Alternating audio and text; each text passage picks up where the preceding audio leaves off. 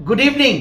आज भी 2 आईपीओ खुले हैं और जब जब मैंने देखा कि 3-4 आईपीओ एक साथ आते हैं तो मुझे ऐसा लगता है कि ये जिंक्स्ड है कि उस टाइम पे मार्केट्स काफी ऊपर नीचे हो रहे होते हैं और इस बार भी ऐसा ही कुछ हुआ। हालांकि इस बार हमारे रीजंस इंपोर्टेड है, जापानीज रीजन है, यूएस के रीजंस है और जियोपॉलिटिकल टेंशन है, उसकी वजह से और मार्केट्स वॉलेटाइल भी है, विक्स भी बढ़ा है, मिड कैप स्मॉल कैप में काफी गिरावट आई है। तो इसलिए थोड़ा आईपीओज में अभी जब लगाएं तो थोड़ा सा सावधानी के साथ ही लगाने की राय दूंगा, क्योंकि आजकल आईपीओ ऐसा नहीं है कि बहुत दिनों बाद लिस्ट होते हैं, इमीडिएटली लिस्ट होते हैं। तो मार्केट का ट्रेंड का बहुत बड़ा फर्क आजकल आईपीओ के लिस्टिंग के दिन पड़ता है।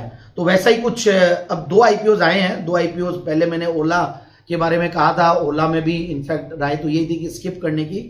और अब बात करें हम यूनिकॉमर्स ई सॉल्यूशंस और दूसरा ब्रेनबीज सॉल्यूशंस लिमिटेड। तो पहले यूनिकॉमर्स ई सॉल्यूशंस की बात करें, एक अलग टाइप की कंपनी है और कंपनी के जो डीआरएचपी है उसमें यह कहा गया है कि कोई दूसरा इनका पीयर नहीं है और वही मानते हुए बोलते हैं कि सैस प्लेटफॉर्म देते हैं ये लोग ई कॉमर्स ऑपरेशंस के लिए, बड़ी ब्रांड सेलर्स, लॉजिस्टिक्स प्रोवाइडर्स और इनके लिए। और फरवरी 2012 से कंपनी कार्यरत है। बढ़िया कंपनी है और यही है कि बहुत ज़्यादा बड़ी कंपनी भी नहीं है, तो बहुत इंटरेस्टिंग कंपनी है। साथ में मैंने इसलिए लिखा है कि छोटा पैकेट बड़ा धमाका है और स्मॉल साइज आईपीओ है, साइज इश्यू साइज बहुत बड़ा नहीं है। So that is also very interesting. 276 crore का आईपीओ है और उससे भी बढ़िया बात है प्राइस भी छोटा है, जिसमें मतलब लोगों को काफी फैंसी रहता है। 102 रुपए से 108 रुपया, मतलब अपर बैंड 108 रुपया है। तो मेरे हिसाब से इस आईपीओ में बिल्कुल सब्सक्राइब करें।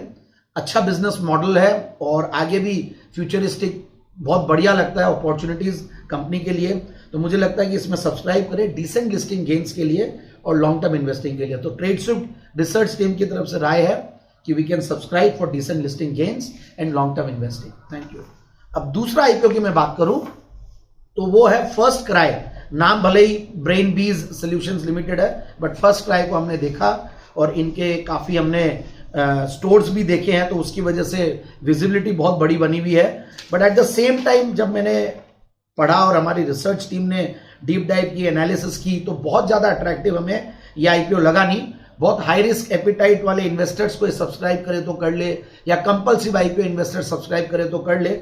बट क्योंकि देखिए पैट नहीं है, return on capital employed margin नहीं है, तो ये सारी चीजों को देखते हुए लगता है और लॉस मेकिंग कंपनीज को रेकमेंड करने में हालांकि डर लगता है। हालांकि कुछ सेगमेंट्स हैं इनके जहां पे इनको प्रॉफिट्स आते हैं, बट येट मुझे ऐसा लगता है कि मार्केट्स का माहौल देखते हुए अननेसेसरली इस आईपीओ में नहीं रिस्क लेनी चाहिए।